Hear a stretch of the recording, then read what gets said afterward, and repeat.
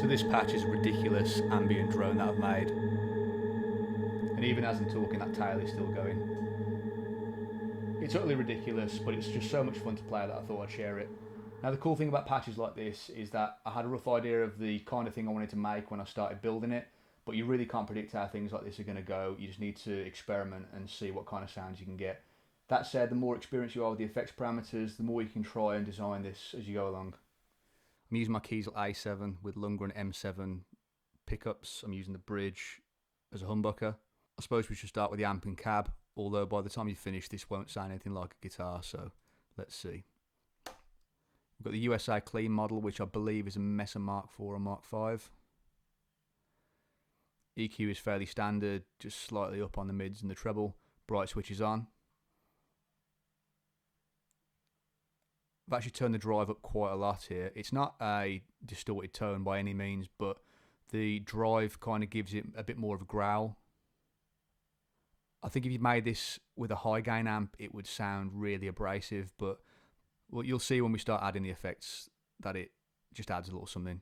The cab I've just gone for the standard V30, which I tend to use for most things when I haven't really got a preference. Although this time I haven't used the high cut. For a high gain tone, I definitely don't want anything above 10,000 really. But for this kind of experimental sounds, sometimes you can leave that stuff in and see what it does. I'm loath to put too much volume here. When you start stacking these delays, you end up with these huge feedback swells. So, you know, don't damage your monitors. You can get that kind of avalanche effect. So just be a bit mindful of that while you're making this kind of thing. We have a compressor, which is the studio comp model. Ratio is quite high. The attack is quite slow to let quite a lot of the note through before it clamps down. And we're at 100% mix.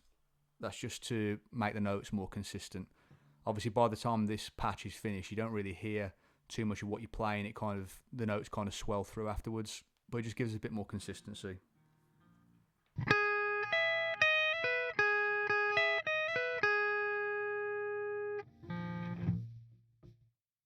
We've got a pitch shifter.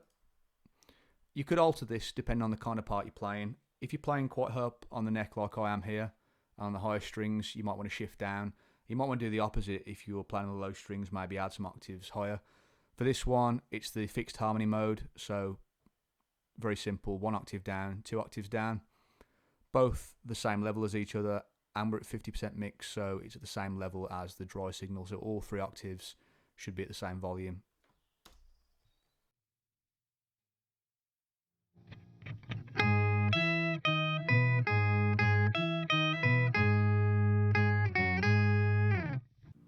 Obviously, you play lower, it doesn't always sound great. Okay, now the fun stuff. We've got a delay in front of the amp, which is doing quite a lot. It's a dual delay model, and we've got a quarter note and a half note delay. This is the important bit. We've got a very high feedback level on left to left and right to right. Now that's basically your normal feedback, like you'd set any delay. Already that's quite high. But we've also got this feedback left to right and right to left. So this is what in other delays you'd see as a cross feedback. So basically, as well as the repeats, they're also being fed into the other delay line. And I've got that going in both directions. So effectively, I've got a ridiculous amount of delays which are just being fed back into each other. The mix is at 100%, so you're getting pure delay. So down here, we have the drive about halfway. A little bit of grit here really makes this kind of thing work a lot better in my opinion. This is the important one, 100% diffusion. This is basically like a smear effect, which is going to blend the delays into each other. So as well as being fed back into each other here, they're also being blended here. I've just raised the LFO rate on mod 1 and mod 2 to just under 50%, just to give it a little bit of movement. I left these where they were because it just sounded good.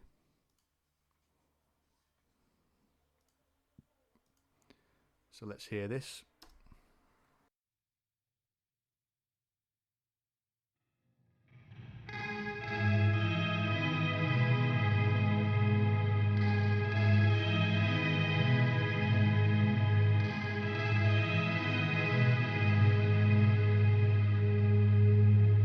It's going to bring the mix down so you can kind of hear it in a more normal context.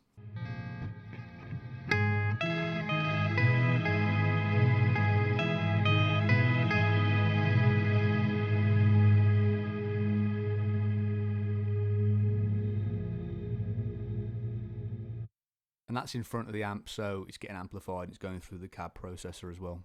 I'm going to let you hear this without this delay because this is cool too. We've got the multi-delay on Plex Shift, which is basically a pitch shifting delay. The important things here are that the diffusion's at 100% and the direction is reverse. Basically what this delay is going to do is take little samples of the audio and it's going to play them and pitch shift them, and if I want it to, reverse them as well. One thing I like to do with these kind of delays is to really severely filter them. So I've got the low cut at 215 and the high cut at 2860. So you're only getting quite a narrow area of frequencies in the delays. But because the mix is quite high, you hear more of that filtered sound than you do of the unfiltered dry signal. I'm saying dry signal in the loosest sense of the word because you're getting 100% wet delayed signal coming into it in the first place. In terms of the pitch shifters themselves, I've just got two going, so these two are turned all the way down, and these two are at 70%. One is an octave up and on quarter notes, and the other's on half notes, 2 octaves up, and they're slightly detuned from each other as well. Without the previous delay, that sounds like this.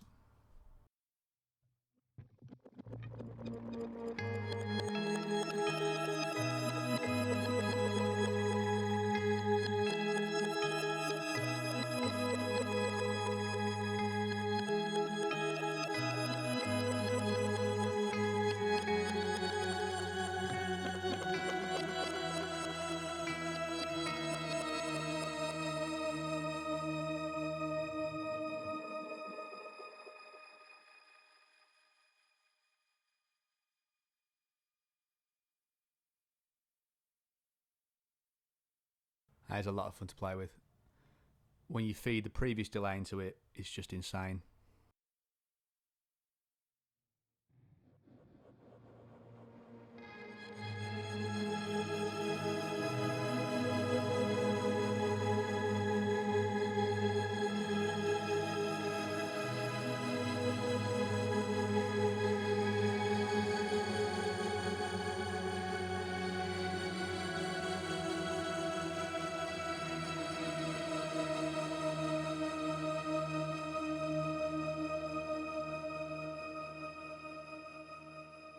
We're just in the realms of pure sound effects now, and it's awesome. For those ambient soundscapes, you can have so much fun with the axe effects because it's so easy to dial these things in. I'm going to come back to this phaser and skip to the reverb. I've gone for the Asylum Hall because it sounds great, but I've got this ridiculous 49-second delay on it, which you'll hear in a second, and we're at 100% mix.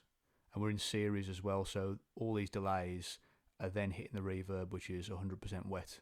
I changed the high cut here as well to 2,500. A lot's going to get through with all these ridiculous crystal pitch shifts, so you want to tame it as much as you can. But this really is deep space territory now.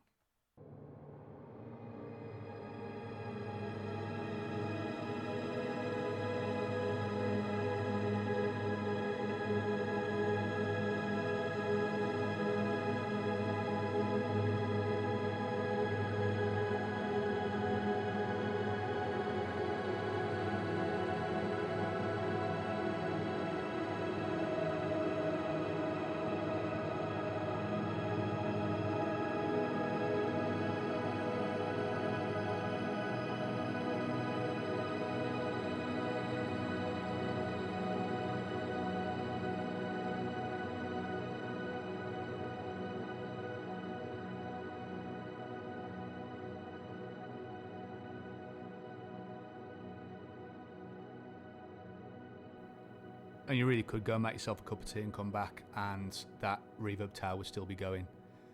The phaser is just here to add just a little bit of something extra. It's at 50% mix, so it's only affecting half of the delay signal before it hits the reverb. I've got it on a sine LFO type, so it's like a steady wave.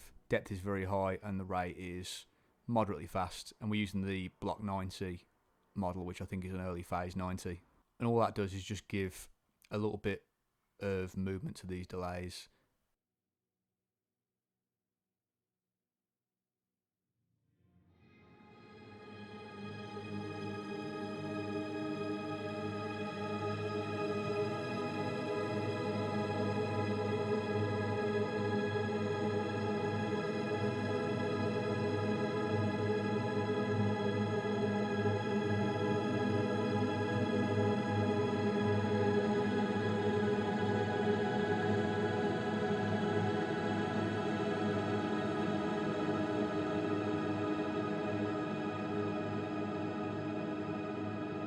So at the end we've just added an enhancer just to help with the stereo image a little bit, because this kind of thing sounds great in stereo.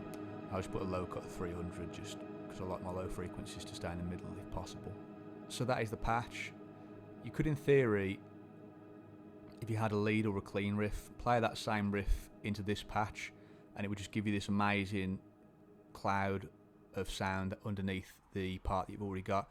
Or you could just use it for pure ambience and soundscapes and that kind of stuff. I'll be honest, you could just sit for hours and play this and it would just sound cool. And you could swap pretty much any of these parts. The main thing is to keep feeding delays into other delays with high mix levels and then ending with a reverb, and you're going to get something that sounds as ethereal as this. If you enjoyed this sound, let me know. Don't forget to like and subscribe. See you next time.